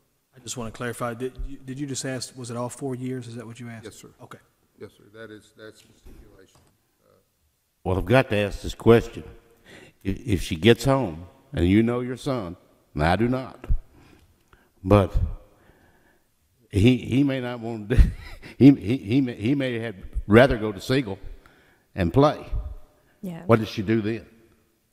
Well, it's not really, I mean, it's more about our transportation, and You're going to decide. I'm going to decide because I'm a single parent and I have to make sure I have, Okay. a way to get them back and forth. And this is just the best route for us right now. Well, in worst case scenario, she could always ask for that decision to be revoked so that he can Okay. go to his own school. All right, that's fair. My understanding, she would not have to come before the board to reject that exemption. Is that correct? No, she would just submit a request in writing to remove her request for a zone exemption to attend the zone school if that were ever the case, and we review those. But typically, we allow children to reverse them to go back to their zone school if they need to. She do that in 2 years from now if she want to? Yes, sir. Okay. I can't support a decision that limits a child's opportunity. If we have a mindset that we're going to allow athletics to dictate or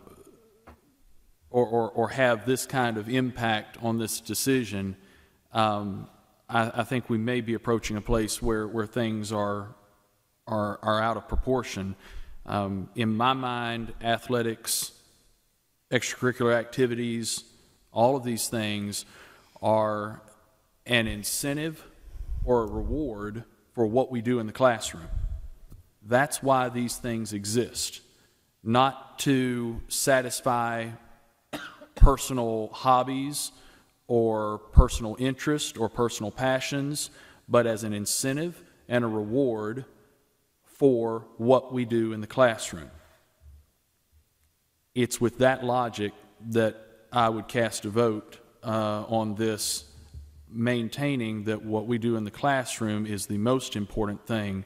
It's just my perspective on it. I understand your perspective, but if you go the other way, you're opening up the floodgates. I understand. My philosophy always was with both my kids. And bear in mind, when my kids were in school, the big school was Riverdale, as Mr. Jordan alluded to. And my philosophy always was, if I wanted to go to Riverdale, I'd pack it up and move to go to Riverdale. Yeah. So with athletics not involved, you know, I don't think we're holding him back, because he can go over to Siegel and play athletics. But I think they're making a commitment, or she's making a commitment for him to go to that school, not based on athletics. That's just my opinion. I kind of agree with what you said, Mr. Holliday, but not as just a general comment. But this youngster does not want the reward or in this particular case. Have we heard that? Well, no, we've heard it from her. Now, and if he wants to go to Siegel and play football, if it means that much to him, he's going to have that opportunity, and he can take it up with his single mother, who I suggest has got plenty on her plate.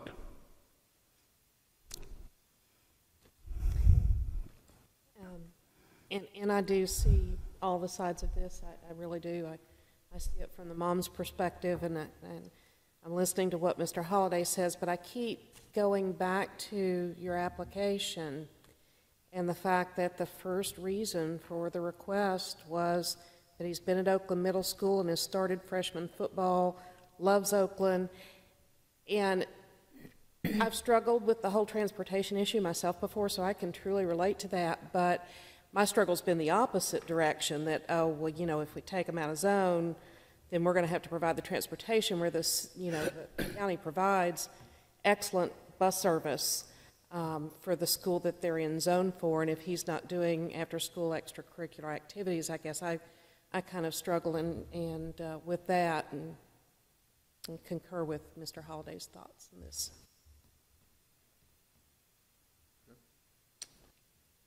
Anybody else? Okay.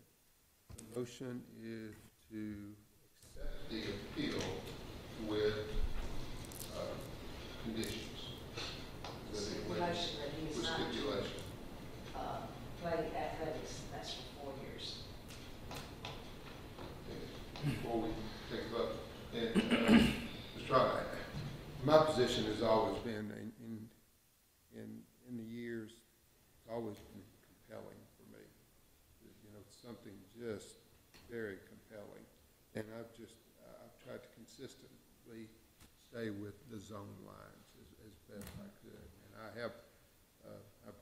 and I've voted that way so many times. So there's nothing against you, and certainly you presented your case very, very well. So, thank you. I just have to move one street over. Okay. Mr. Young? Yes. Ms. Moore? Mr. Holliday? No. Mr. Hodge? Yes. Mr. Jordan? Yes. Mr. Estes? Yes. Mr. Blair? No.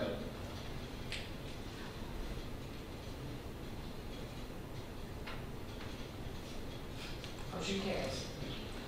You will get a letter for your approving your exemption from Mr. Evans. Thank you for your time. You're very welcome. Thank you. Okay, last but not least, our final appeal tonight, parents Tyrus and Constance Bainham, and I'm sorry if I've mispronounced that, request a zone exemption for their child to attend Oakland High School instead of Laverne High School. The Laverne principal recommended against the exemption because the student has not been accepted into the IB program and is also a multi-sport athlete. Good evening. Good evening. Pleased to have you. I want to say I've been a student athlete. The most important part, I think, here is the student part of the athlete. My son is a multi-sport player. I was a multi-sport player, played college ball here at Middle. I want my son to go I was trying to get him into the IB program, but kind of signed up late, found out about it late, because we was going to try to get him to academic school, and I was going to try to send him to Innsbruck. Well, found out, no, it's not easy to go just to Innsbruck without paying $18,000 a year. So I live in Rutherford County, and we've been in Rutherford County ever since I came back from playing pro ball. And I just want to put him, I'm not saying that I don't know about Laverne High School, where he's actually zoned to go to. But the IB program is kind of like what I consider close to being a preparatory school, or based on a preparatory academics wise, standard wise, as being in a preparatory school or private school.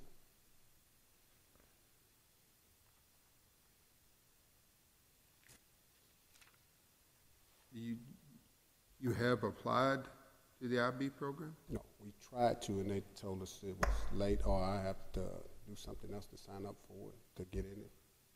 Oakland High School held an information meeting, I believe it was back in January. We sent out messages to parents reminding them that if they were interested in learning about the application process. There are some deadlines. Mr. Spurlock could tell you specifically, to tell you when they have to apply and have things turned in for all that stuff. Because I know that he likes us to, before we used to take zoning exemptions in February, he always asked, could they start theirs early because they have some timelines they have to follow to get that turned in for the IB program. I don't know the specifics of when that deadline is, but that's probably what you're referring to.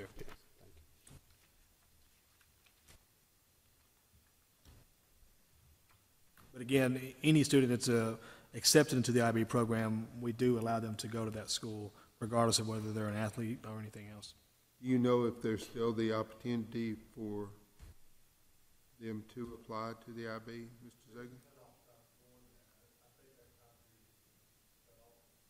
I'm almost positive it is, because they have to submit some information for that program. So you would have to wait till next year.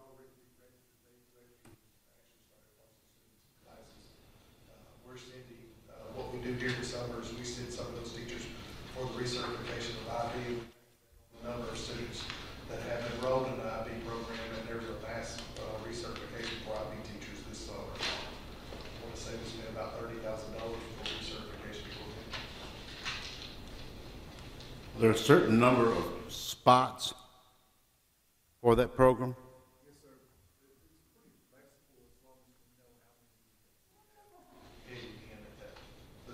Before we start registering for the summer certification for the IB, because that's a very strict program. Have you had an opportunity to compare your son's grades with the expectations or the measuring points for the IB program? No, sir. I'm not any knowledge of that, but I just wanted to be in the program. I've read and had a little bit of information about the program, but not full knowledge of it. Is your child a straight A student? No, he's not a straight A student. I won't say that, but he's knowledgeable, he's smart.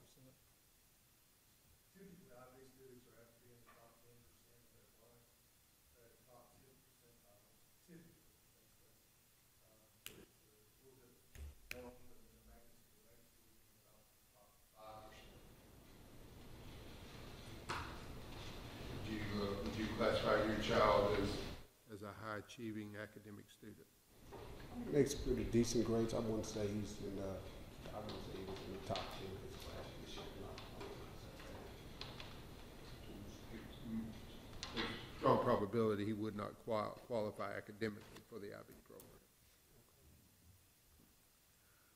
I can be specific on this because I have it here, just for clarity's sake. In order for a student to be admitted to the International Baccalaureate program, they, one, have to have a cumulative GPA of 3.0 in their 5 core subjects, which is math, language arts, reading, social studies, and science, and score at or above the 80th percentile in 2 reporting areas on the most recent TCAP and or Explorer test. That's the, if the board members, that's the requirements or the minimum qualifications that Mr. Spurlock presented to the board a few years ago and that the board adopted just kind of as a threshold to help us differentiate. And I apologize, the reason I'm fixated on the IB program because it is on your application. Yes, sir. So.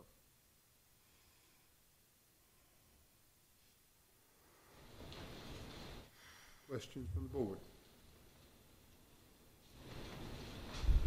He was at Laverne Middle. Yes, sir. Played basketball and baseball. Yes, sir.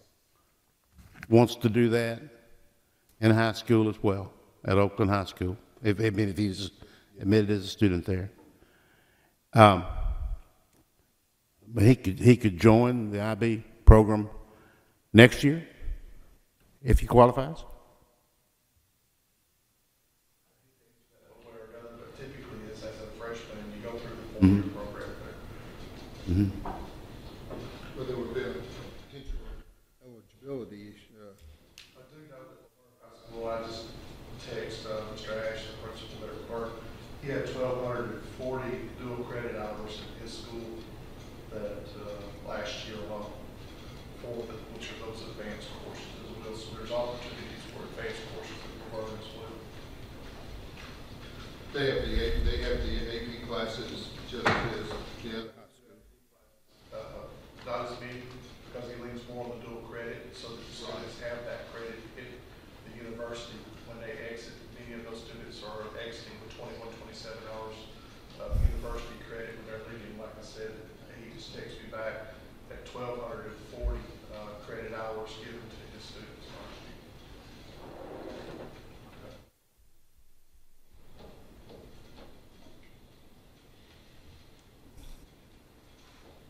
Further questions from the board? The IB program, if he qualified, would have gotten him in. But in my opinion, I'm just one person. We can't open it back up without opening it. If we did that, to be fair, we'd have to open it back up to anybody that might have changed their mind since whenever the deadline was, or moved in, or whatever. And I respectfully submit that we can't do that.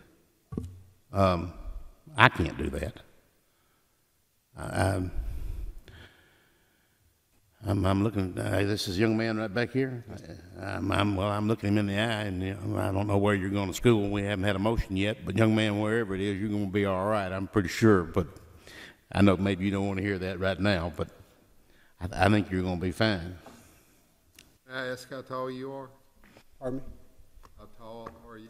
6'8". Going to be a tall young man.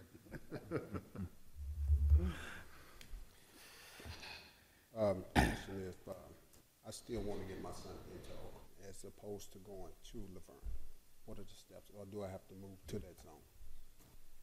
Well, that will depend on the outcome of this vote as to what you would have to do after this vote.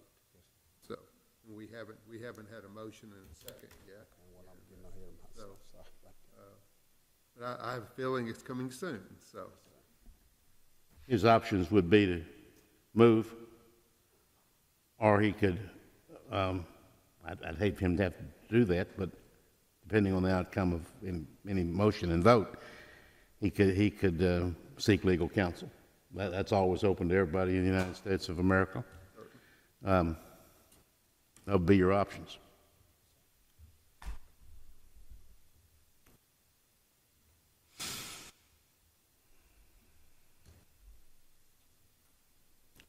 I'm curious, there is one other note here that one of the reasons was for athletics.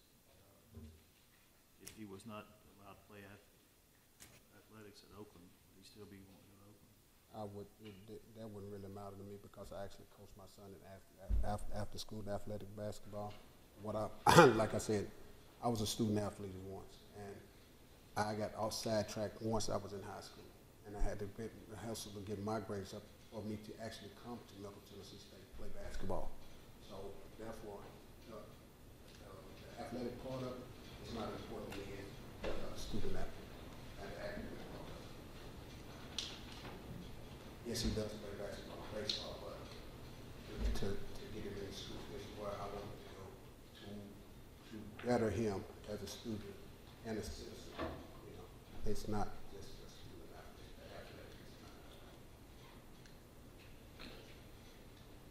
So you're saying that you would forego his participation in athletics his entire high school career? No, I would still want him to play. Yes, I mean, I'm not gonna. Don't want to hinder that from him. But I'm just saying, the important part of it is the academic side of it.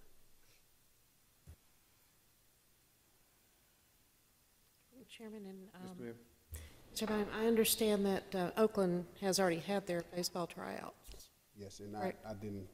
they had the basketball too, and I didn't enroll my son in either one of the Laverne team camp tryouts or the Oakland because I had no knowledge of what this was going to happen. You didn't participate in tryouts for either school? Neither school, no ma'am.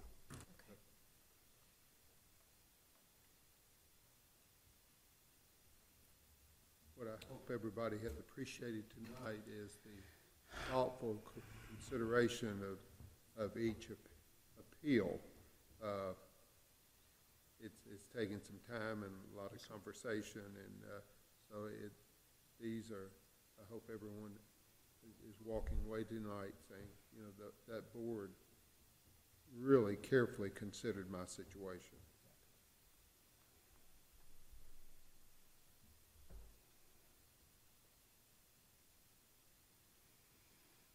Further questions? I guess I'll make a motion, Mr. Chairman. I hate it for you, Mr. Pam, but I hope your philosophy is like mine. When my kids were in high school, if I wanted to go to school, I'd relocate or pack it up, as I say, pack it up and move. And I hope, you know, if you feel that strong about the athletic and academics, that you may look at on that. You know, but my motion would be to deny the request. Thank you, Mr. Hodge, for the motion to deny. Second the motion. And a second by Ms. Moore. Further discussion?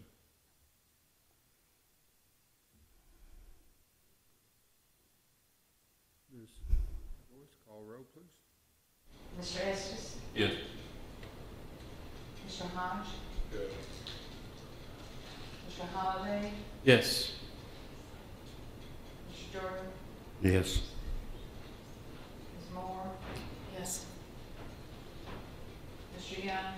Yes. Mr. Blair? Yes. Motion carries.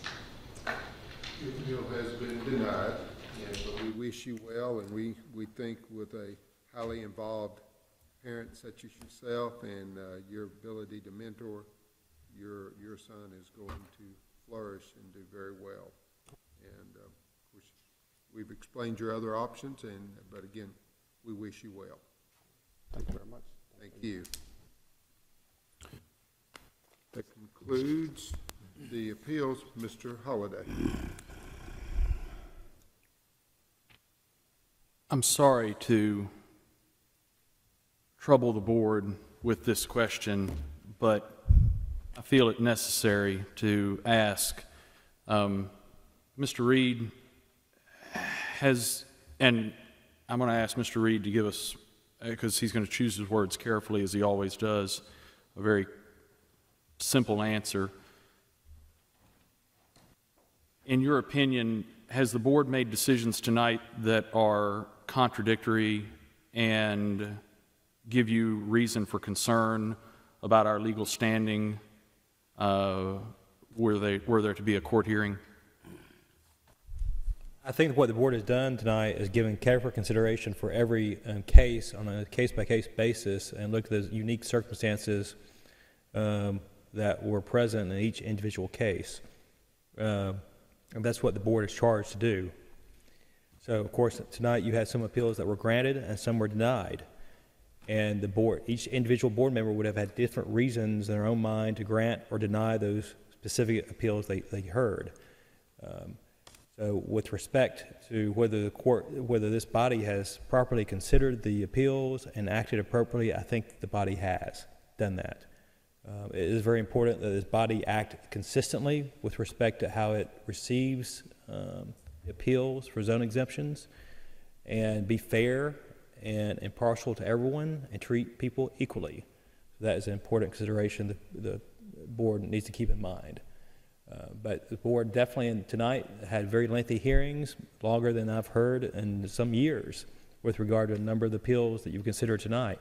So I think you've made very careful and considered opinions with respect to each case-by-case basis as to whether or not the appeal should be granted or not. So I would think the board has acted appropriately. Thank you, Mr. Reed. Good. Thank you, Mr. Holliday. Okay. Again, we have completed our appeals. This is always a tough meeting to work through, but we did our due diligence and we worked through it. And compliments to the board. Before we leave, Ms. Michaels, our next time together is it next Tuesday? Next Tuesday, the 23rd. Is our work session? Okay. Okay. And if I could offer the board some perspective on the number of appeals that we've had tonight, and I say this for the benefit of the three members who've not been through this before. You know, the first year I was here, which was 11 years ago, I think we had around 20 appeals. There was a 3-ring binder that the board got that had a flip. You know, we were here a long time. And so we have gotten those down pretty much with Mr. Gill and with Mr. Odom to usually about 3 to 6 a year. We've had 5 so far this year. There's always a chance that more may come up during the summer as people are still going through the other steps in the appeal process, and we'll just add those to a board agenda if that happens, because there won't be as many anymore. This is the bulk of them. But if there's ever any questions about what we've done historically or anything like that, I'd be happy to gather the information for you, so please just let me know. Thank you. Anything else tonight? We will see you on Tuesday. Again, board members, thank you for your service, and we stand adjourned.